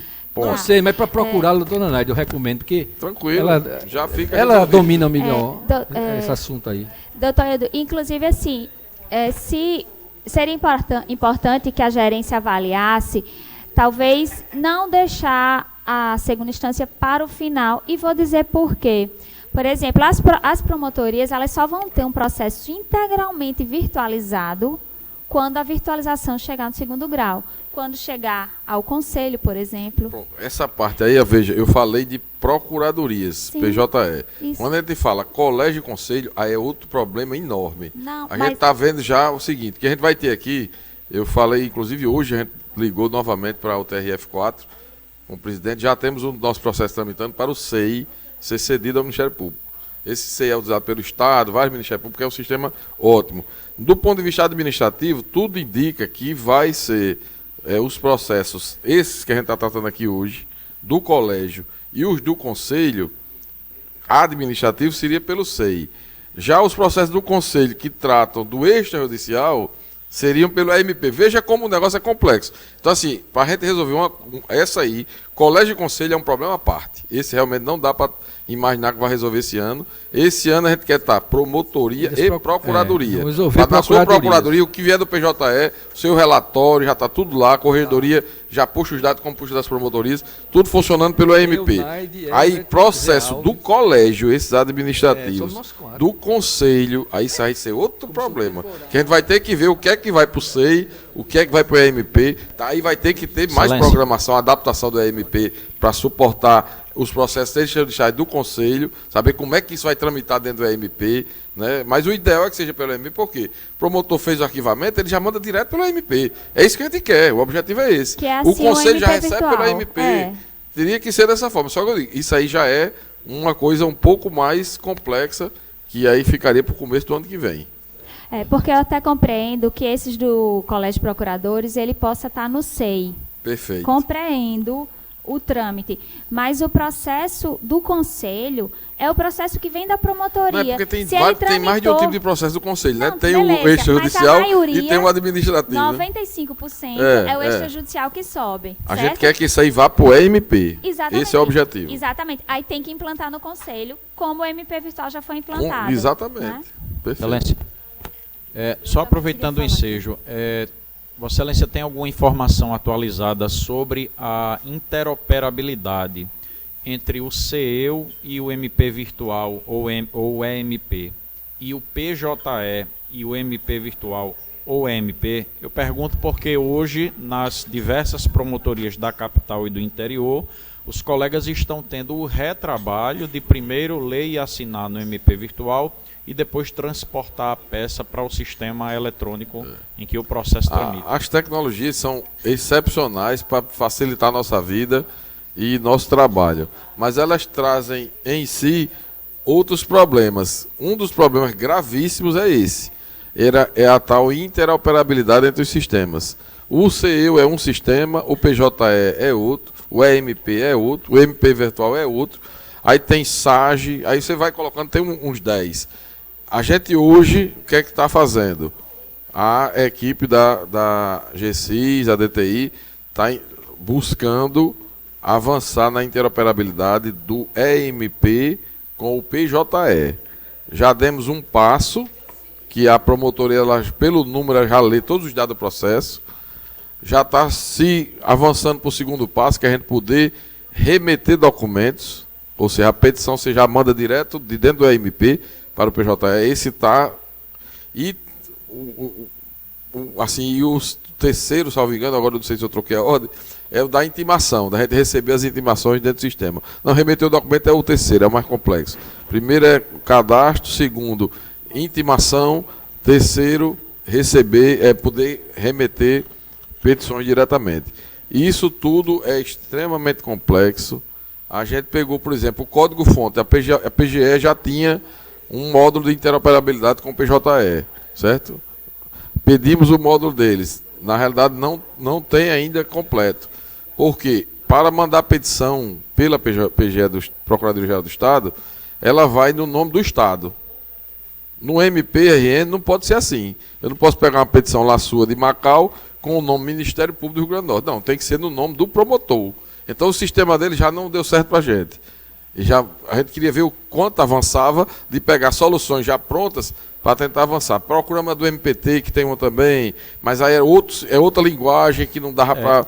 Eu pergunto, Excelência, somente porque tomei conhecimento de que está sendo discutido no âmbito da instituição planejamento estratégico em tecnologia da informação para os anos seguintes, E essa questão da interoperabilidade, ela é primordial e tem que estar dentro do planejamento, inclusive para a virtualização dos relatórios, né, do conselho, do colégio, das procuradorias. Está tudo, isso aí está também absolutamente integrado na programação, no cronograma. Ok, então, prorrogado para até 19/12. Doutora Carla, agora procedimentos acerca de eventuais descumprimentos. Eu não entendi descumprimento de quê, Excelência? Mas certo. Eu vou esclarecer. Nesse período que eu estou lá na corregedoria, chegou de um órgão do PGJ a informação, por exemplo, de não comparecimento à convocação obrigatória, certo? Então, vem do PGJ, não comparecimento à convocação obrigatória. Então, vem uma lista que tem os presentes e, no espaço, obviamente, os ausentes, né? E também de alguns conselheiros do Conselho Superior, informação de que foi requisitada informação ao promotor e, decorrido o prazo, reiterada a solicitação... Aqueles casos de prorrogações, né? Esse é o outro caso. São dois casos, certo? Que eu estou colocando. Então, decorrida o tempo, prorrogações, etc., continuava inerte o membro. E essa informação à corregedoria. Para fim de merecimento, por exemplo, existe um dispositivo que diz assim: atender às requisições e solicitações dos órgãos da administração superior.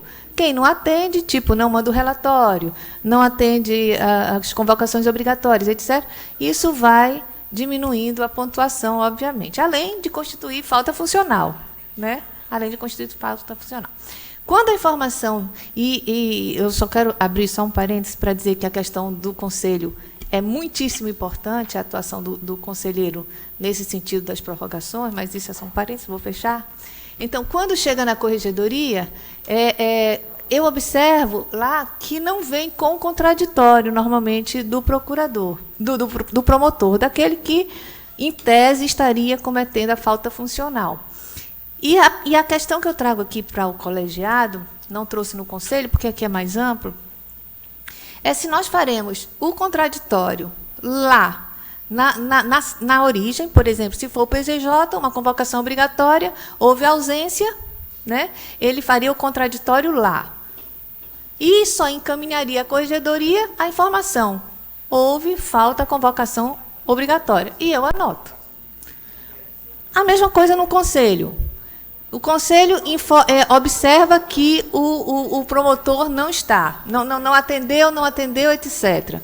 Se vai fazer o contraditório lá e só encaminhar a informação para a corregedoria de que não houve atendimento à determinação, ou se a corregedoria vai fazer o contraditório. Estou trazendo essa informação porque até agora nós estamos fazendo o contraditório e a corregedoria não se opõe de fazer o contraditório. Mas fiquei preocupada de o órgão da administração superior, ou seja, o PGJ, ou os conselheiros, entenderem que a corregedoria estaria fazendo um juízo de valor da informação. Então, por isso que eu estou trazendo, a corregedoria não se importa de forma nenhuma de fazer o contraditório lá. Certo?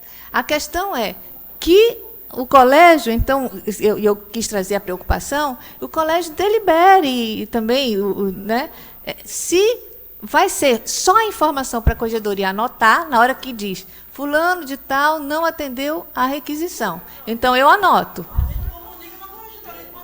Pronto. Não, mas na realidade, lá diz assim, é a informação do órgão da administração superior. Eu acho que tem que ter o contraditório. Não, tem que ter. E na corregedoria. Pela ordem, excelência. A corregedoria, inclusive, avalia se é o caso de notificar ou não, se é uma coisa. Dependendo da gravidade da questão, da simplicidade da questão. Pela ordem, excelência. Eu gostaria de fazer uma observação. Inclusive, na gestão de doutor Anísio, nós fazíamos isso. Diante de um evento aqui, a convocação obrigatória, a lista era remetida para a corregedoria e nós instaurávamos e fazíamos o contraditório na corregedoria.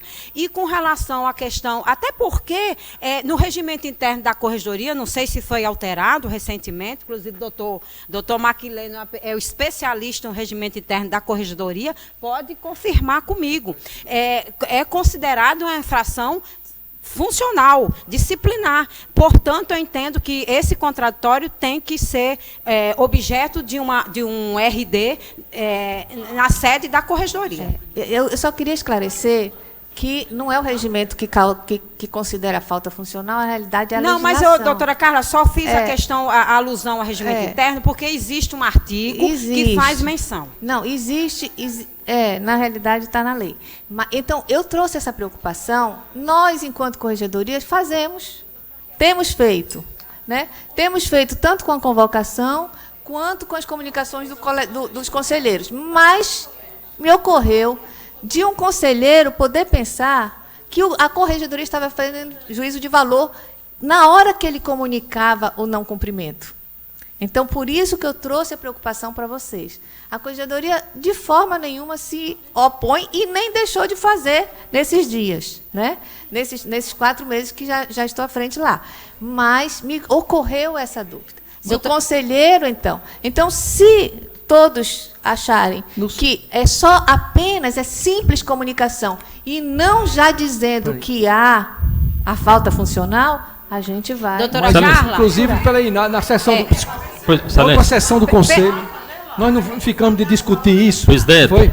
Porque os promotores estão com dificuldade de prestar essa informação. Vamos só para a sugestão, para a gente organizar. Me parece que todos concordam que fique na corregedoria. Para a gente objetivar a questão. Inclusive a corregedoria. Inclusive a corregedoria. Porque isso aí... Mas essa questão ficou de ser debatida, discutida, não foi? Está. Eu sou Os promotores relatora. estão com dificuldade de prestar essas informações. Eu sou relatora. Pois é, não, lembra que ficou... Aguarde, confie. Eu sou relatora desse... Já foi distribuído. Não vamos trazer a discussão ainda? Vai trazer a discussão lá no conselho. Outra questão. Excelência, pela ordem, eu queria falar. Não vou falar sobre... Eu até pensei que a doutora Carla, quando fosse tratar dessa questão, eu não entendi logo naquele primeiro momento, Vossa Excelência pediu para passar para assuntos institucionais, eu pensei que era outra coisa, mas eu vou dizer o que é que eu pensei. Eu pensei o seguinte, que seria quando nós, procuradores, no exame das peças, da atuação do promotor, que encaminhamos à corregedoria, não, mas há essa preocupação que já me chegou, inclusive na época do corregedor, e acredito que não chegou a vocês, mas fatalmente vai chegar. E talvez aí sim, seja um assunto que a gente possa, não nesse momento, mas no segundo momento. É o seguinte, porque quando nós encaminhamos uma avaliação, e é dever nosso, porque está lá, a gente tem que fazer, inclusive... a Corregedoria Nacional, inclusive, até quando esteve aqui, cobrou, né, e a gente informou que estava sendo feito, etc. e tal. Não informamos detalhadamente quem fazia, mas informamos que estava sendo feito. E realmente, por muitos dos procuradores, se não por todos, mas muita gente faz.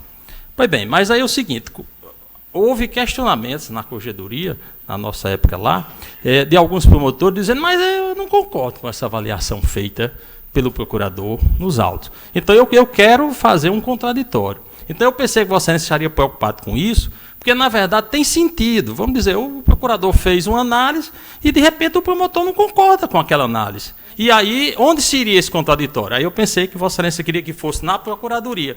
Eu entendo que, mesmo assim, havendo isso, deve ser lá. Então, a gente pode começar a pensar, porque, para que não se, digamos, nós não somos corregedores, né? Nós apenas fazemos aquela inspeção permanente. É isso, Pronto.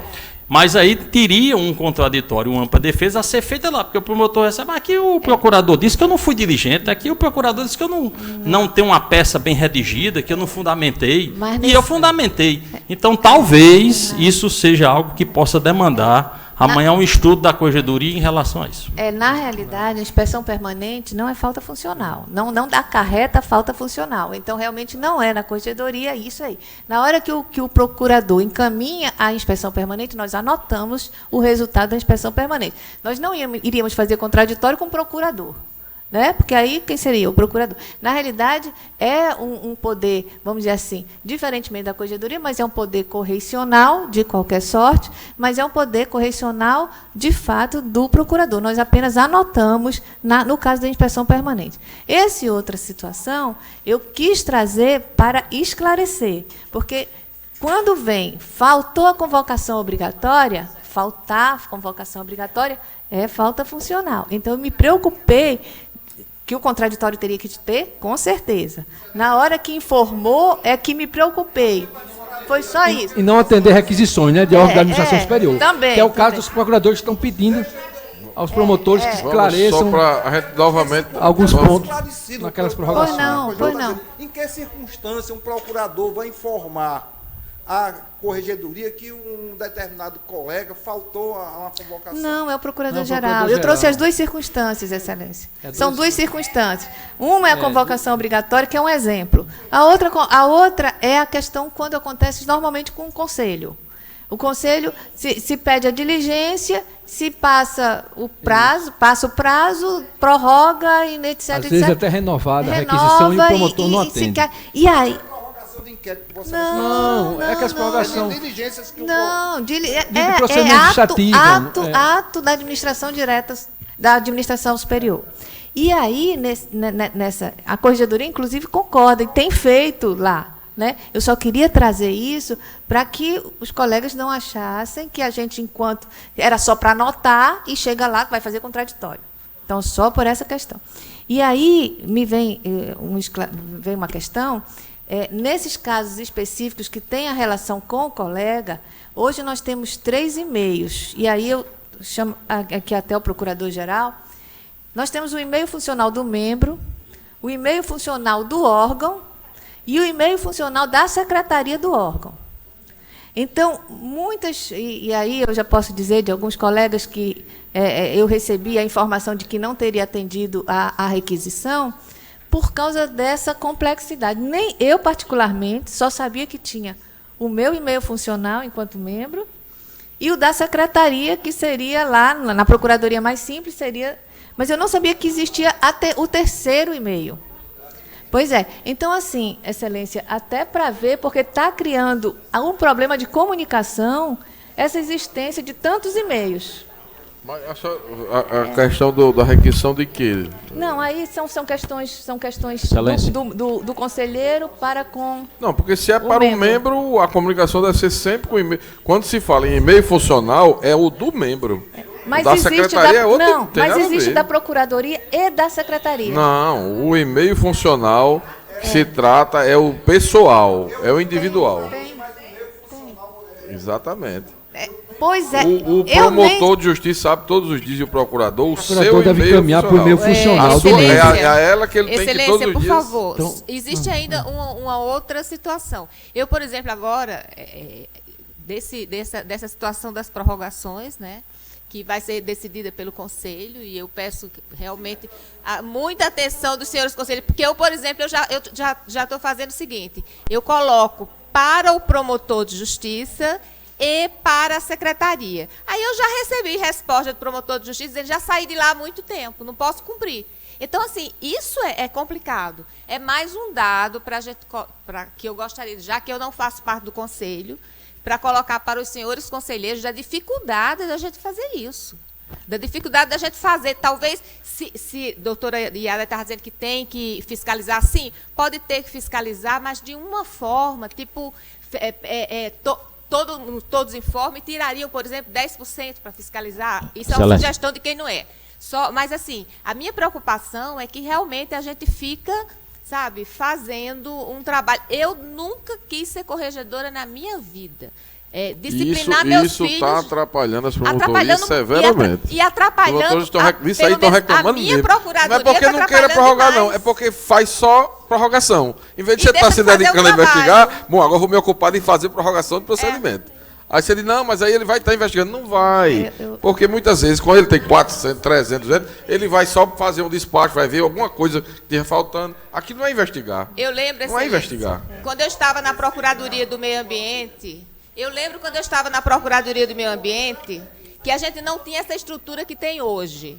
E eu me lembro que eu dizia ao corregedor que era o colega que está aposentado hoje, que foi corregedor, doutor Cesário, eu dizia para ele, olha, o que eu tem 5% aí do que eu faço. Porque o meu trabalho mesmo, que era, sabe, fazer as reuniões, inclusive essa história de conceder entrevista é um trabalho insano. Eu já acordei de 5 horas da manhã para conceder entrevista às 6 e pouco.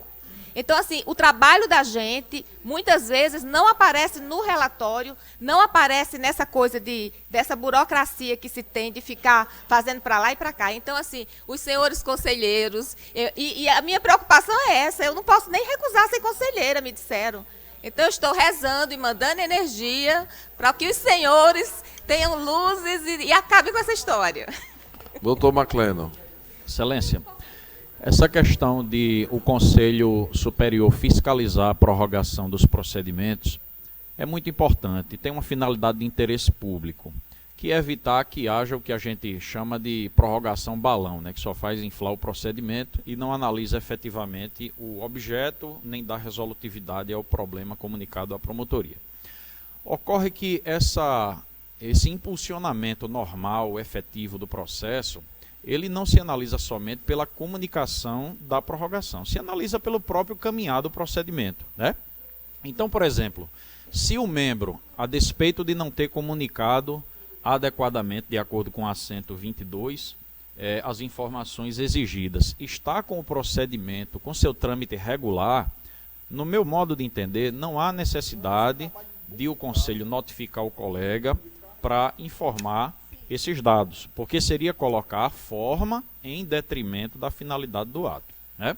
Uma segunda questão é que o assento 22 diz assim, o expediente de comunicação, ou seja, não é o despacho, o expediente de comunicação de prorrogação de prazo de conclusão de inquérito civil e procedimento preparatório ao Conselho Superior informará o tipo e o número de procedimento, seu objeto de investigação ou apuração, a quantidade ordinal de prorrogação e o motivo do ato, especificando a pendência de diligências. Isso é conteúdo de certidão.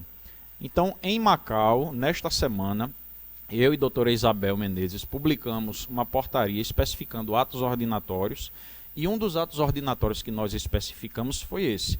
Quando o despacho, eventualmente, não trouxer esse conteúdo, que a própria secretaria, no caso nós designamos a assessora, possa garimpar isso no processo e informar o Conselho. Por quê? Não é que o membro, me perdoe a expressão, seja masoquista e goste de apanhar, ou seja, goste de estar recebendo notificações e reclamação disciplinar, não. É que às vezes o procedimento é extenso e para você garimpar ali se a prorrogação foi a primeira, segunda e terceira, perde-se tempo, né? Muitas vezes você está com uma pessoa ali na sua frente, terminou a audiência ministerial, precisa tomar uma providência e não posso despachar agora porque eu tenho que pesquisar aqui todos os atos que já foram feitos para fazer um despacho de prorrogação para poder atender a norma. Então, assim, que haja uma razoabilidade. Só requisitar informação de quem está com um procedimento muito antigo, atrasado, quem tem histórico de ser negligente na instituição, quanto àquelas promotorias e aqueles colegas que estão em impulsionamento, dando impulsionamento normalmente ao procedimento, ainda que se anote na ficha funcional, o colega está deixando de atender ao assento 22, mas que só se faça notificação se realmente tiver necessidade. Obrigado. Doutor Arli, para a gente ver se conclui. Eu faço minha intervenção, depois eu me calo. Pronto. O doutor Arli, para concluir. Essa questão de você aferir fatos, são fatos. Aferir fatos. Isso é a aferição de fato, quem deve fazer é a secretaria. Não, mas a secretaria não tem condição. Aí não é problema meu. Porque eu não vou decidir, não é um juízo de valor que eu vou fazer. Agora, constatado a prorrogação, indevida o que for, se submete ao Conselho. Aí é outra coisa. Aí o Conselho vai fazer um juízo de valor até para enviar para a corregedoria. Mas pode ser constatar o fato de que houve ultrapassou determinado prazo. Isso é uma constatação que não cabe ao conselheiro. A minha divergência é essa. Agora, constatada a coisa, remete-se ao conselho, a secretaria remete ao conselho e o colegiado decide. Vamos relevar a justificativa para remeter à corregedoria. Eu acho que a gente tem que disciplinar esse assunto, porque o conselheiro já está assoberbado. Até porque o conselho, o conselheiro doutora Iádia absorveu as contribuições, vai trazer, né, a sua conclusão para o conselho, fica feito o registro, e até é importante a discussão com o assunto de alto relevo institucional. Isso tem realmente, a doutora Rossana tem batido na tecla, e o doutor Maclene está lá na ponta, e os colegas que estão, isso tem sido uma questão de enorme preocupação, porque burocratizou excessivamente uma questão, ainda que a corregedoria não concorde, eu não sei como será o posicionamento da relatora, mas burocratizou e está trazendo efetivamente dificuldade. E não é pelo fato, como o doutor Maclene disse, não é porque não se queira. Eventualmente pode até ter alguém que não queira, né, fazer adequadamente a prorrogação ou analisar adequadamente o procedimento. Mas é porque quando você cria regra demais, e principalmente com uma quantidade de requisitos dessa, quantidade de detalhes dessa, você perde muito tempo com a forma em detrimento do conteúdo. Quero saber o seguinte: o procedimento está sendo feito, está sendo investigado, o fato foi investigado ou não. E não quantas prorrogações, quantos isso, quanto aquilo outro. Bom, é a minha opinião também, mas eu vou encerrar para a doutora. Não, é só então o pedido de estudo. Seria se é possível diminuir a quantidade de e-mails oficiais. Mas nós temos membro, promotoria, certo, ou procuradoria, e secretaria da promotoria ou procuradoria. Então, se você envia a procuradoria, por exemplo, nós só temos secretaria, que seria a procuradoria, o órgão, ou um ou outro. E a promotoria, doutora Carla, vamos lá. A questão da corregedoria é a comunicação com o promotor, não é isso? Não, a comunicação com o promotor, com a corregedoria, não tem problema nenhum. O problema é de quem está encaminhando para o promotor. E ele está tendo essa dificuldade de acessar todos os 3 e-mails. Mas quem é que... O conselheiro, por exemplo, não vamos voltar para o conselho, mas é a questão do conselho. O conselheiro está mandando, não manda para o membro, é isso? Às vezes manda para ser. Bom, então... Analisar essa quantidade eu não penso que seja razoável extinguir os seus e-mails da secretaria, porque eles usam o e-mail para outras coisas, para se comunicar com órgãos externos. E nem não, foi porque a proposta objetiva da doutora Carla é extinguir o e-mail da secretaria ou da promotoria. É, do órgão. Pronto. Porque o órgão seria a secretaria. Certo? E o membro seria individual. Não, porque o assessor usa o e-mail da promotoria e o servidor que está lá na secretaria usa o e-mail da secretaria. Então, são duas coisas diferentes. São 3 e-mails. Você na promotoria pode receber e-mail.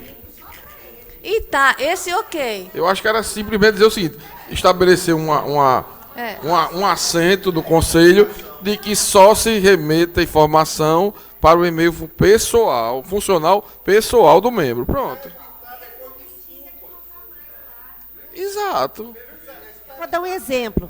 Vamos dizer que um promotor foi designado ou está substituindo uma determinada comarca e ele que fez lá, mandou uma informação para o conselho. Uma informação de quê, por exemplo? Por exemplo, dessa prorrogação. Certo? Sim, a questão das prorrogações. Eu vou falar assim. Então, quando a gente vai notificá-lo de que requisitar que ele complemente as informações, pode ser que ele diga, mas espera aí, esse processo eu já não estou mais designado, eu não estou mais substituindo a comarca. Mas aí eu acho que era o caso do conselheiro, quando for mandar, que então a gente vai tem se que discutir disciplinar, nós vamos disciplinar de que forma nós vamos encaminhar. Veja só, enquanto o conselho estiver requisitando informações sobre essas prorrogações, ele deve, na secretaria do conselho ou o assessor do procurador que vai remeter o e-mail, ele só deve certificar se aquele promotor ainda é o da comarca. É isso que eu estou falando. A comarca é a sul, certo. Vamos ver quem é o promotor. Não, hoje. É isso que eu estou dizendo, porque às vezes mandar para o pessoal, é isso que eu estou dizendo. Vamos dizer que aquele promotor, o e-mail pessoal, não é mais aquele promotor que está lá, é outro agora que está respondendo. Não, mas se compreendeu o que eu quero dizer? Então é isso que Excelência, se a sua assessora, por exemplo, no seu caso, olhar qual é a promotoria e quem é o promotor que está lá hoje, ela vai mandar para o e-mail pessoal do promotor correto. E não é isso que eu estou dizendo, que nem sempre o promotor que respondeu vai ser o promotor que vai ser demandado. E é isso que eu estou explicando, é justamente o que o senhor Vossa Excelência está dizendo. Questão por isso que nós vamos tentar resolver isso.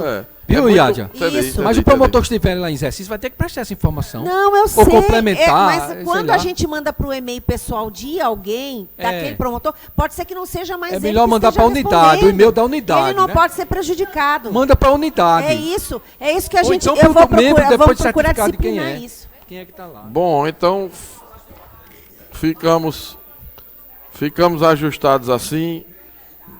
Algum outro assunto institucional? Não havendo, então agradeço a presença de todos. Está encerrada a sessão.